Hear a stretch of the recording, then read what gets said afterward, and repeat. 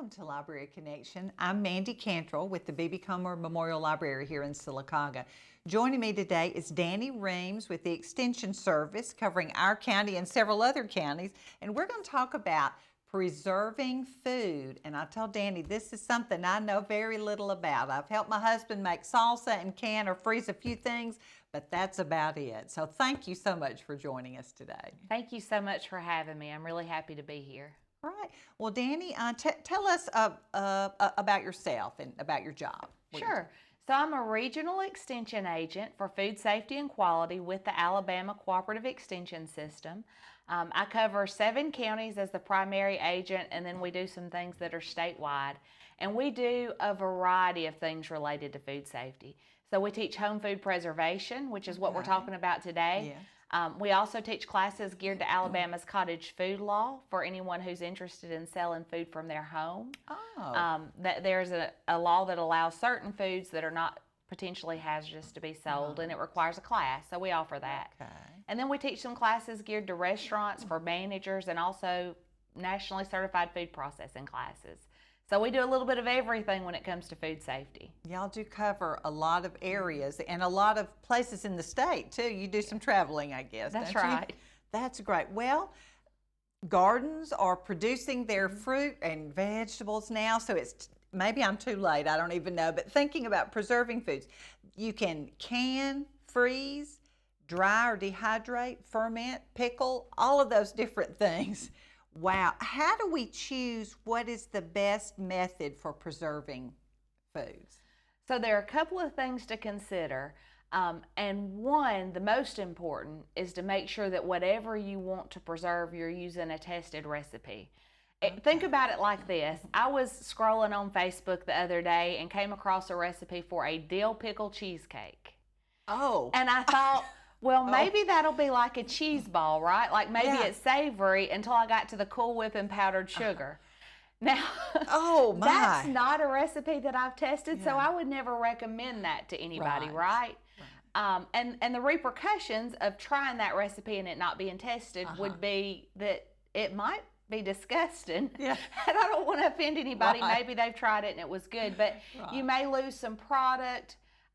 You may not be happy with the taste. But when it comes to food preservation, the repercussions for something that's not tested and doesn't go well can be death or disability, serious foodborne illness, especially when we get into canned foods and foods with reduced oxygen. There's a risk of botulism poisoning, which can be fatal. Yes. So it's really important when you look at the product that you have to preserve to look at what are the tested recipes that are available for this product. And a good place to look there is the National Center for Home Food Preservation. Oh, okay. They do an immense amount of testing. If you call me and ask a question, I'm probably referring to them. And their recipes are available online, and they also have a book called So Easy to Preserve. Okay. And then the other thing you want to consider is how you want to use the product. That's true. So if you freeze a product, then you've got to consider the thaw time that's going to come into play. Yes. And it's going to change the texture of the product. So frozen products are good for cooked foods. Canned products, of course, are good for cooked foods. Dehydrated and freeze-dried products are good for cooked foods, also for eating as a snack. Oh, yes. Dehydrated fruits or things like that. I've seen that. Yeah. Good. And then jams and jellies. Who doesn't love a good jam or jelly, right? That is true. That's true. Gosh. My parents have a muscadine vine that's very productive, and they have the gift of gardening, which I do not have. That's okay. But I like to make jam, so they'll call and say, hey, the vine's loaded down, they're ready, I'll come pick them, then I'll make jam and share with them. It goes really well. That's so, great. It just depends on the recipes available and how you want to use it. Okay, and be careful where you look. Don't just Google it like I would be prone to do. But, and the place you look is the National, what'd you say? The National Center for Home Food Preservation. Now, there are also some canning companies that do some of their own testing, like the Ball Blue Book. Everybody knows the Ball Blue Book. Just make sure that you have a current edition of that book if you're going to use it. And that's true for anything. For a couple of reasons. One, some of our produce has changed over the years, and a really good example of that is tomatoes. So old tomato recipes didn't require the addition of any acid. You didn't have to add citric acid or vinegar or lemon juice.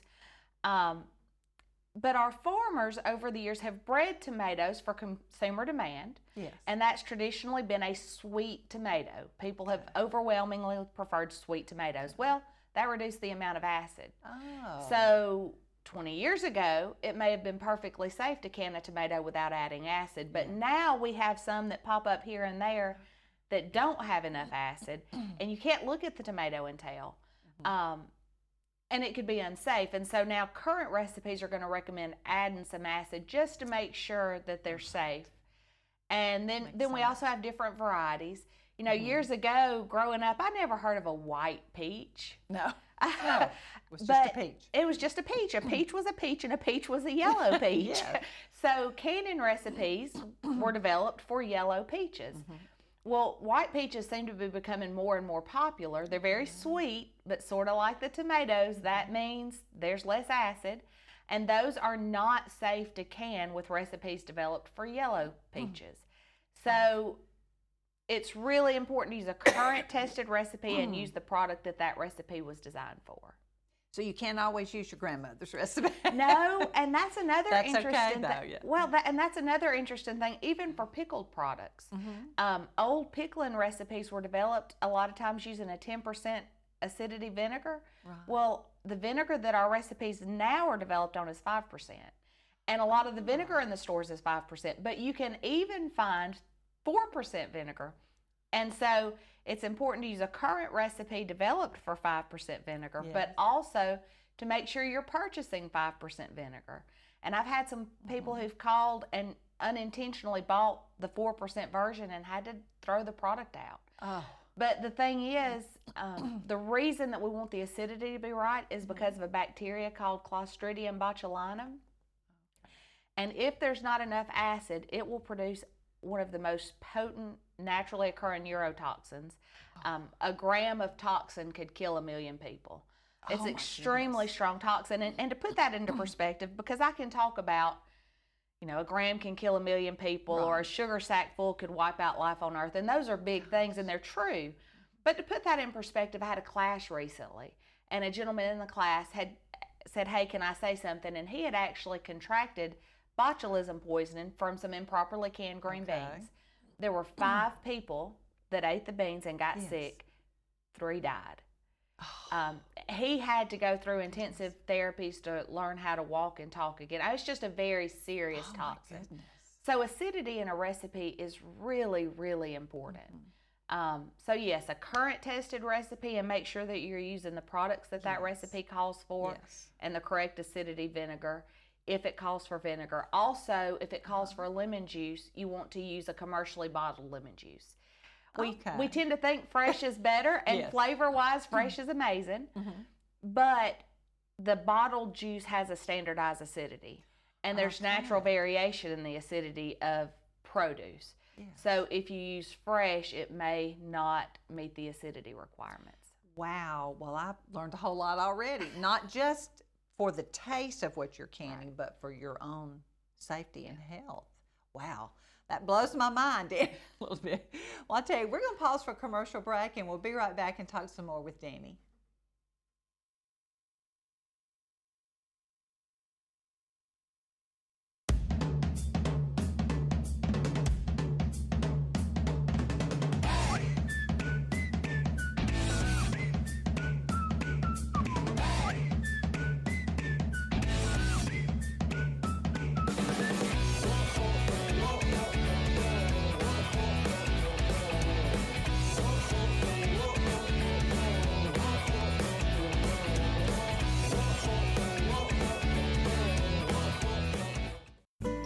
A funeral service represents a family's final farewell to their loved ones.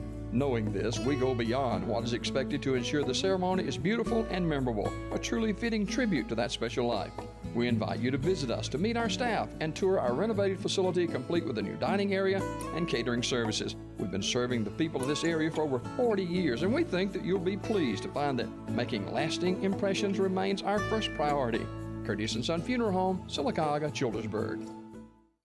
Bonanza, the famous Western television series, is now on WOIL TV 47. Join Little Joe, Hoss, Adam, and Ben Cartwright on the Ponderosa every weekday morning at 8 a.m. Fist fighting, chicken chasing, gunslinging, and more. Join us for Coffee and Bonanza every weekday morning at 8 a.m. on TV 47.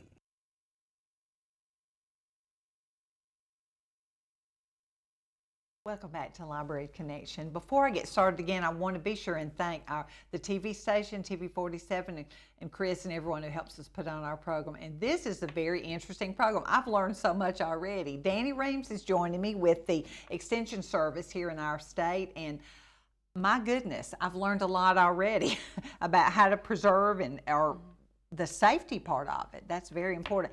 Now, what are the pros and cons of like canning and freezing, dehydrating, those things? So when you have a canned product, it's really important to be safe and use a safe recipe, but then you have a product that is ready to eat, and it's incredibly convenient. As long as you can store it in a cool, dry place. Okay. So for instance, my family, I will buy chicken to can it because it's really nice on a weekday to pour it in a bowl with some chicken broth and noodles and have chicken noodle soup in just a few minutes. You can can chicken. You can, and it's really good. It's better than, to me, better than commercially canned product. I don't know why I sounded so surprised. I buy canned chicken. But I guess I never thought of canning it myself. I'm sorry. Go ahead. No, you're good. It requires a pressure canner, but there's some tested recipes that are wonderful. Wow, yeah. And for convenience, you really can't beat opening a jar because I don't know about you, I am terrible about remembering to thaw something out. Yes. And the recommended way to do that in the refrigerator takes time, and I'm just not good at pre-planning. Right. So, have to remember at least a day or a day and a half ahead of time. Yes. Yeah. So it's nice to have that canned product on hand that can be used relatively quickly. Right. Freezing product is a fairly simple process. So it's quicker. It doesn't heat up the house as much as canning, and it's really nice if you can remember to thaw the product. Right. And if you have freezer space. Right. And then of course you want to consider if there were a power outage, how you could keep that product. And if you have a generator or something, that's a great thing. Right. That's a big consideration. I know several people who've lost all they put up in the freezer because we had a power outage. Yes, and also having a system for storing food in the freezer, because typically, and this is really true for canning or freezing, the product you can expect about 12 months. Give or take. Just about a year. Now, if it's properly, with freezing, you can get freezer burn. So as long as it's done well and the air is completely removed.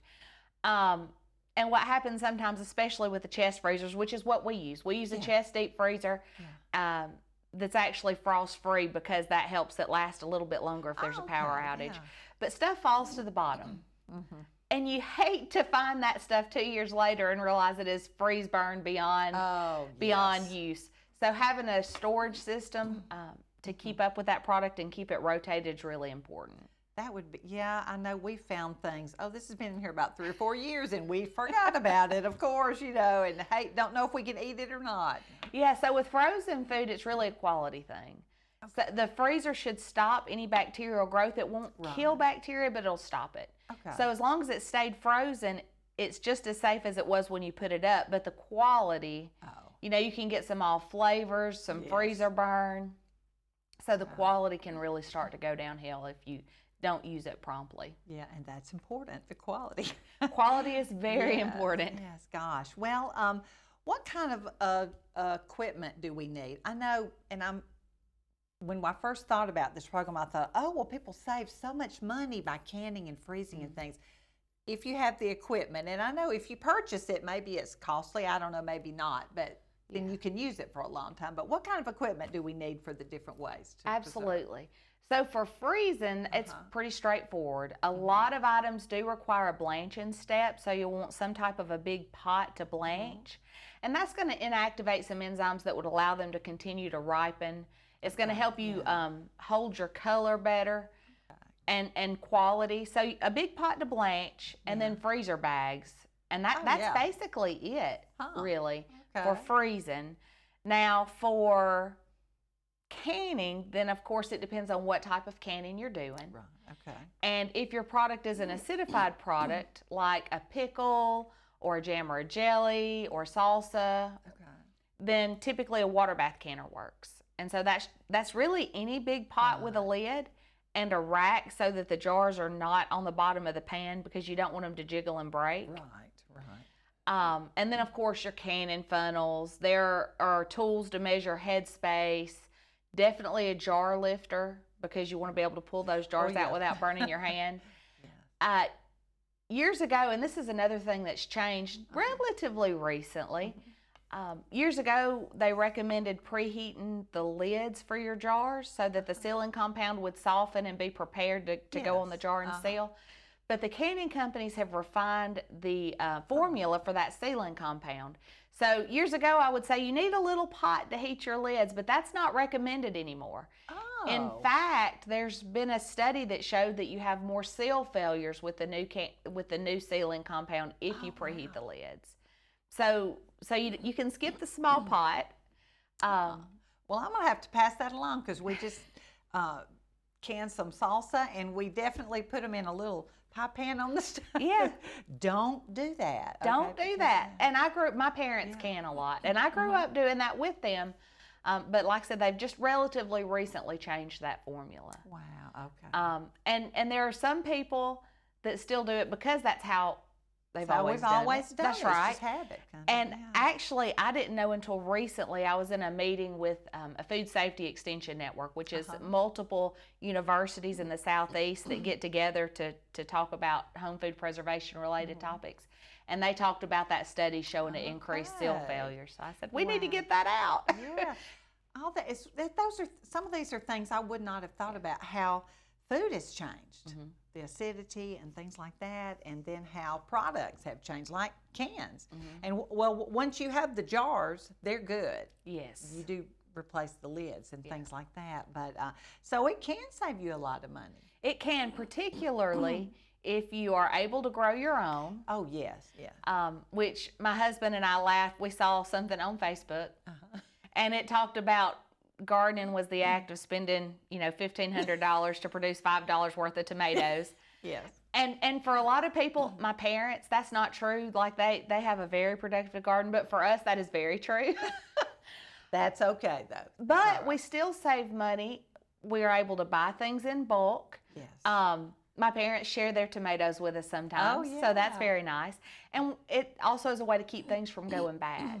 Right. So you can definitely save money those ways, and if you're able to garden that way as well. Yes. And the flavor, homemade sauerkraut is wonderful. Oh, wow. It is so good, which that's a fermentation recipe.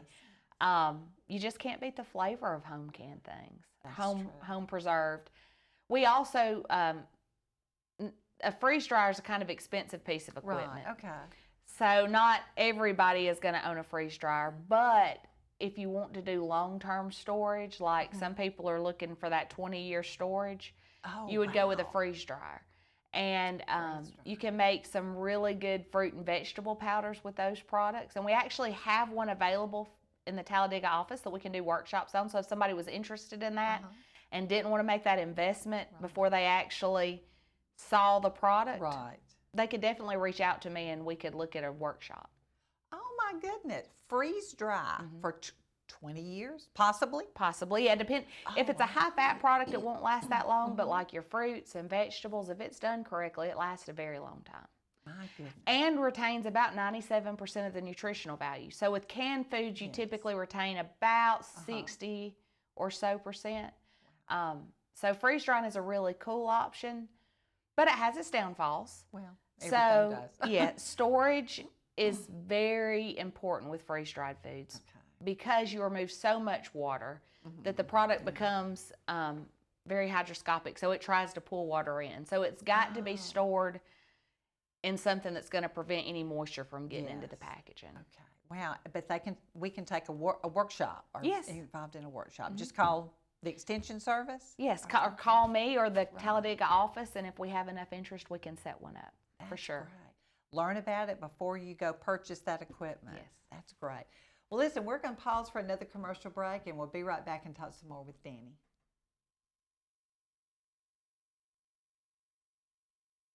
The all-new Marble City Pharmacy in Sylacauga is your destination for the highest quality health care. Our remodeled and expanded pharmacy gives us the space to serve more patients. We've added a drive-through window for those times when you don't feel like getting out of your vehicle. And we still offer delivery within city limits. We feature a full line of over-the-counter medications and supplements. And don't forget our stunning new gift department. New building, same great people. Marble City Pharmacy, here for life.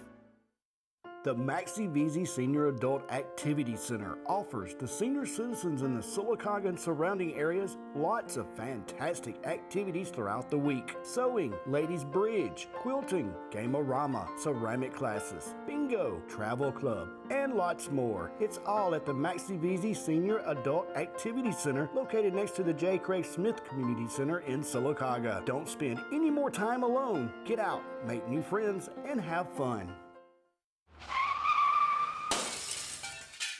Great. What am I going to do now? Time to visit Brown's Auto Collision. No problem at all. We've contacted your insurance company and we can get you back into original condition right away.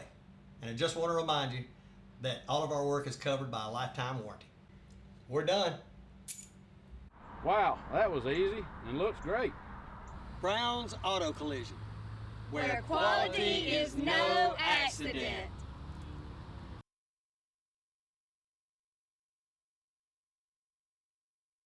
Welcome back to Library Connection. I'm talking with Dani Reams, who's with the Extension Service. And tell me again your specialty on food quality? Food safety and quality. Safety and quality. Well, safety is definitely what we want to know, and quality too, especially if you're a really big eater like my husband. So I know we want things that taste good as well as being safe. You mentioned classes if you wanted to learn about dehydrating. What other kind of classes do y'all offer in your area? Yeah, so right now we have a couple of garden to pantry classes coming up. One is going to be in Talladega, and we're going to focus on pumpkins. Oh, that's about that time, isn't it? It is about that time, and I'm excited about it. We're actually, our home horticulture agent, Jacob Turner, is growing some Seminole pumpkins, which is a old Native American variety that they would let climb up trees, and the fruit would hang down from the trees. The vines are really productive, and the pumpkins are really sweet. They're more flavorful than modern pumpkins. Oh wow! And so anyway, we're gonna work with pumpkins, and that should be a really fun workshop. And with pumpkins, you can pressure can them. It's very specific though. You have to cube them and cut them. I don't think a lot of people really do that, but they store very well left whole for several months, and they freeze well. So typically I'll freeze them or dehydrate them. Okay. And then we have one coming up on herbs in good water, and that should be a really exciting product as well. Oh, and those are pretty easy to grow, are they? Herbs, or maybe not. You know what? Even I can grow some herbs. Okay, So well, that you says said a lot. Wow. And how do we find out about your classes? Go You to can the look, website. Yeah, you can look on our website. So each county extension office has a county page on Facebook. Right. You can look at that page, and they're advertised there. And then our team, so Alabama Cooperative Extension Food Safety, has a Facebook page, and we will list our classes statewide on that page. Okay, yeah. And is there a charge for these classes? Sometimes, yeah. Sometimes there's a charge and sometimes not. We don't charge a lot, just enough to cover supplies. Right. But sometimes we have sponsored programs. So the one in Goodwater is a sponsored program. So I don't think there will be a fee for that class. Right. And I know you don't just teach the class and then send people out and you're on your own. Y'all are always available to answer questions and things like that. Absolutely. Wow. We love to talk to people. Feel free to call me anytime. Oh, wow. Well, that's exciting, so we could learn to do it ourselves. You talked a little bit about dehydrating. Is that right? Dehydrating, yes. I think we talked about that. How does that work? So dehydrating, there are different ways to dehydrate. Freeze drying is one form of dehydration, but something that's more accessible is just your regular home food dehydrator. Okay. And you can get those probably $100 and up, depending on the model that you want. But it's a very effective way to preserve food as long as you dry it thoroughly. And you can do some neat things with those products. You can make really good fried apple pies. Oh, yes. That sounds wonderful. Yes, or you can eat them right out of the bag. I like to make powders that I can add to things so you can add flavor or color without adding a lot of moisture. Okay. So there's a lot of flexibility there with dehydrated foods. You can make powder? Wow. It's probably too much to ask. How do you do that? Very easy. Just dry it thoroughly and then put it in a high-speed blender and powder it, and then you can do a lot of stuff with that.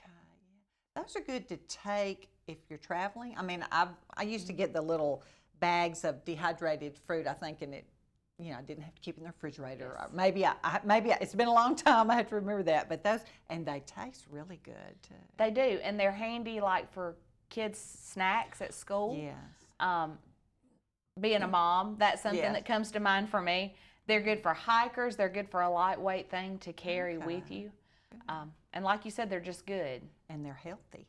Yes. Healthier than the bag of chips that I probably would eat. That's exactly right. Or the sugar-filled, artificially fruit-flavored something that you might buy. They're a lot healthier. But it is important to drink plenty of water because the moisture has been removed. So if you eat too many without water, it can lead to issues. Oh, I hadn't thought about that. My goodness. Wow.